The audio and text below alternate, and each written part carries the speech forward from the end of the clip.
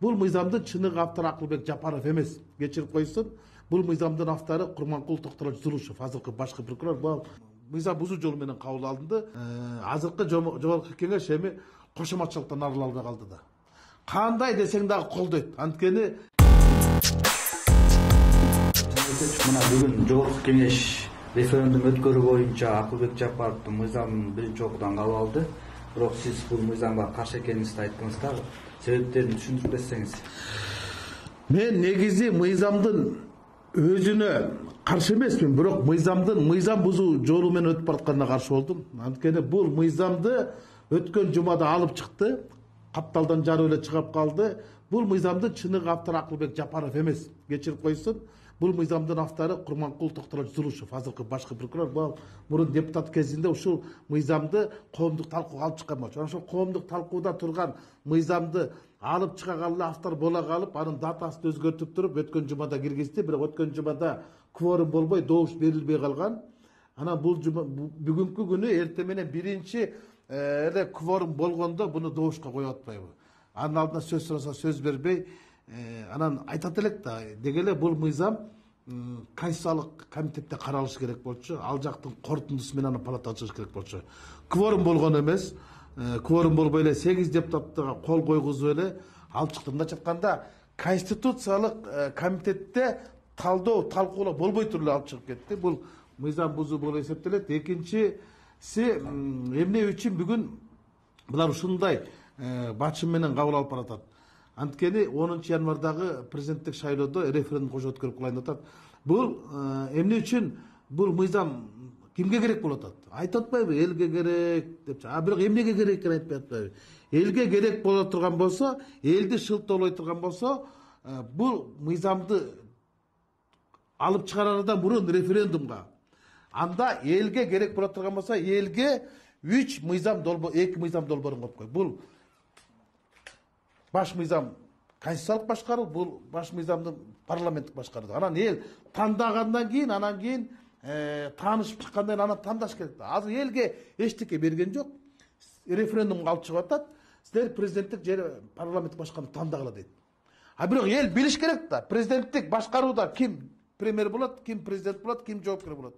Сот кандай болот, жогорку кеңеш кандай болот, курултай болобу же жогорку кеңеш болобу деп. Элге эчтекени көргөзбөй туруп эле мыйзамды алып чыгып атпайбы?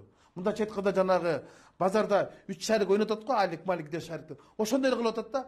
Бул деген чынын айтканда элдин эркине манипуляция жасап атат да. Ошондуктан мен каршы болгон негизги себептердин бири бул мыйзам бузуу жолу менен кабыл алынды. Же болбосо басым менен, бачым менен кабыл алынган мыйзам. Эгер бул мыйзам дагы басым менен экинчи окуудан өтүп кете турган болсо, референдум менен президент шайлоонун кошо референдум өтүш керек да. Туура, булар ушуга баратат. Анткени буну чынын айтканда жогорку кеңештин депутаттары, бул мыйзамдын авторлору борбордук шайлоо комиссиясына бул мыйзамды берип атпайбы? Эмне үчүн өкмөт көрбөйт? Анткени кандай гана мыйзам болгондон кийин каржылык бар да, бюллетен деле каржы да, бекер басылбайт да. Өкмөт корутунду бериш керек болчу. Өкмөт корутунду берген жок. Өкмөт корутундусу жок, комитет карабаш керек болчу. Палатага алып чыкпаш керек болчу. Өкмөттүн өкүлү бүгүн айтып атат, биз тиешелүү акча каражаттарды табабыз, биз бул мыйзамга каршы эмес деп. Алар жакшы пикир болсо, мыйзам комитетке киргенде өкмөттүн корутундусу кошо кирет. Өкмөттүн корутундусу жок келди, мындайча айтканда. Макулдугу жок келди. Элдин да макулдугу жок буга. Эч кимдин макулдугу жок. 2-3 кишинин эле макулдугу менен келди да. Бул чын айтканда жанагы ээси жок же мээси жок бир баш мыйзамды жазып алышып, анан элге уят болушуп, Венециялык комиссия сын айткандан кийин артка кетишпеди. Андан кийин эле жок, биринчи эл чечиш керек экен, конституциялык реформа жасоодон мурун элдин пикирин эске алыш керек экен, эл макулдук бериш керек экен, анан кийин баш мыйзамды кабыл алыш керек деген эрежеге такап кылып атат да. Эртеби, кечпи бул мыйзамды күчкө салып кабыл алдырат. Анткени азыркы жогорку кеңештин эми кесиптештер мени жаман көрсө жаман көрсүн, азыркы жогорку кеңеш эми кошоматчылыктан арыла албай калды да. Кандай десең дагы колдойт. Анткени бул парламенттин бети ачылып калган. Алар азыр эмки жумада комитетте экинчи окууда карайт. ошол эле 2 күндөн кийин палатага алып чыгат, анан 2 окууда түзгөнгө аракет кылат. Эптеп эле 10 январга жетип калыш керек. Мен эмнеге бул Жапаров мырза жанталашып атат? Президенттик милдет аткарган азыркы талапкер Садыр Жапаров айтты, биз шашпашыбыз керек экен. Шашпаш керек экен, эл тандаш керек экен деди да. Бирок ал демилген айтып койгон да. Ал оозун жайып бүт электе, аны саясий кургай электе экинчи Жапаров алып чыгарылышы мыйзамды киргизип атат да. Бунун баардыгын эл көрүп турат, эл аралык уюмдар көрүп турат.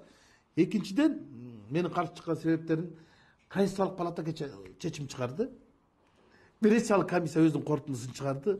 Ошол 2 мекеме тең, уюм тең айтты. Азыркы 6-чакырылыштын депутаттары мөөнөтүңөр, дөөлөтүңөр аяктап калган, силер жогорку кеңеш өкмөттүн бюджетин бекитип бергиле, кайсы бир мыйзамдарын карап бергиле, талдап бергиле, бирок конституциялык реформаны же болбосо мамлекеттин түзүлүшүнө, мамлекеттин өзгөрүшүнө чоң мыйзамдарды караганга силердин моралдык укугуңар жок деди. Анан ошонун укугуңар жок деп укуктук талаага келгиле деп кече Москвада митинг өттү. Госдуманын алдында өттү. Бизди спикер барган күнү өттү. Ошол жерде айтты, легитимсиз парламент, легитимсиз спикер, легитимсиз президент деп жазып чыкты. Кимдер чыкты? Кыргыздар чыкты. Анан айтып атпайбы бүгүн заказной митинг деп, мыйзам заказной эмеспи? Мыйзам деле заказной да. Эгер ал жакта заказной митинг өткөн болсо, анда заказды ким берди? Орусиянын Госдумасы имараттын алдынан митинг эмес, мышык өтпөйт. Чычкан өтпөйт. Демек, алар уруксат бергени митингди өткөргөндө.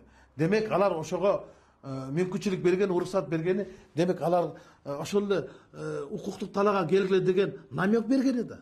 Биз ошону түшүнбөй атпайбызбы? Американын элчиси эмне деген сөз айтты биздин азыркы бүгүнкү күндө болуп жаткан аракеттер боюнча. Мына ушулардын баардыгы айланып келип бизде башаламандык өкүмү сүрүп атканда баш мыйзамды талкуулаштын кажети жок болчу. Мына ушул башкаруу системасын аныктайбыз, парламенттикпи же президенттикпи деген маселе референдум аркылуу коюла турган болуп атканда, Конституциялык кеңешпе конституциялык реформа жүргүзүү боюнча баш мыйзамын карап жазып атышат да. Ушул жерде мындай бири-бирине карама каршылык бар деп эсептейбизби? Бар. Бу жерде карама каршылык эмес, башаламандык уланып атат да. 2 айдан бери жалаң эле башаламандык болуп атат. Мисалы, 80 депутат баш мыйзамдын жаңысын жазып чыгышты. Анан кийин аны Венециялык комиссия жаратпай салгандан жок, биз жазганыбыз туура эмес экен, Конституциялык кеңешме жазсын деди дагы, өздөрү жазган мыйзамды Конституциялык кеңешме көрүп койду. Конституциялык кеңешменин ыйгарым укуктары эмне? Конституциялык кеңешме при каких обстоятельствах создается конституционное совещание дегенде, Конституциялык кеңешме бул жаңы баш мыйзамдын долбоорун жазыш үчүн Конституциялык кеңешме түзүлөт, түптөлөт, анан ошону чакырат. Ал жалпы жарандык коомдон, оппозиция өкүлдөрүнөн, Кыргызстандын кеңири катмарынан, эң чоң эксперттерден, судьялардан, прокурорлордон, соттордон, дегеле юристтерден тандап алынып, анан ошолор баш мыйзамды жазыш керек болчу да. Азыркы түптөлгөн Конституциялык кеңешме дагы мыйзамсыз, алар талдап жаткан баш мыйзам дагы мыйзамсыз. Алар өзү айтып атпайбы, бунун ээси жок дейт. Ээси жок болсо мээси жок да.